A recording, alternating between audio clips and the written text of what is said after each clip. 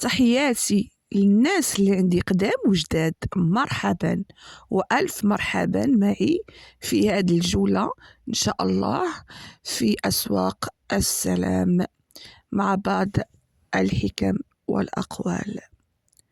قلوب الناس متقلبة، مرة معك ومرة عليك، لا تبحث عن الراحة فيها، الراحة بالقرب.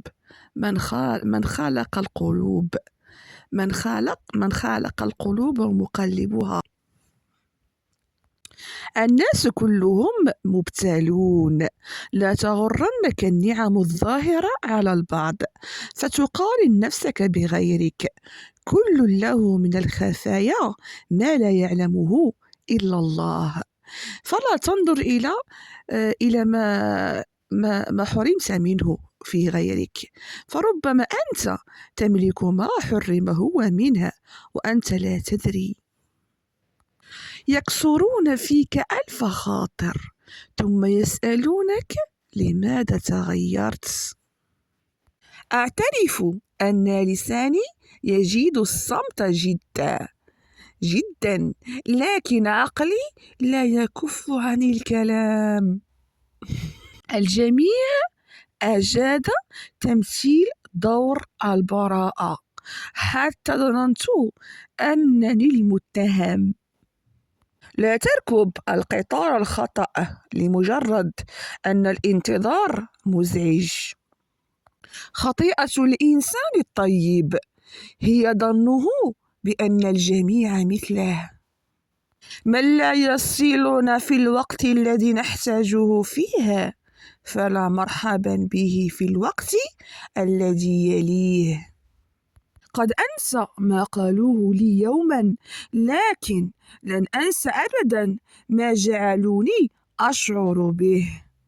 سيأكلون قلوبهم على خسارتنا، أصابعهم العشرة لا تكفي. كلما زاد عمرك كبر عقلك وصغر قلبك. كل ما تفعله سيعود لك في يوم من الأيام، فانتبه لما تقدم من خير أو شر. المرأة تريد أن تعيش في ظل رجل وليس في ذل رجل. قد أسامح لكنني لا أنسى أبدا.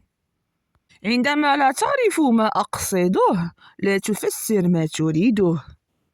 إنه لأمر رهيب جدا أن تلتزم الصمت بينما لديك الكثير لتقوله.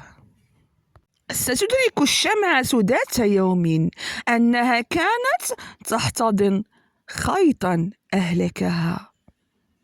كتبت على بابي ممنوع دخول المنافقين، فلم يزرني أحد.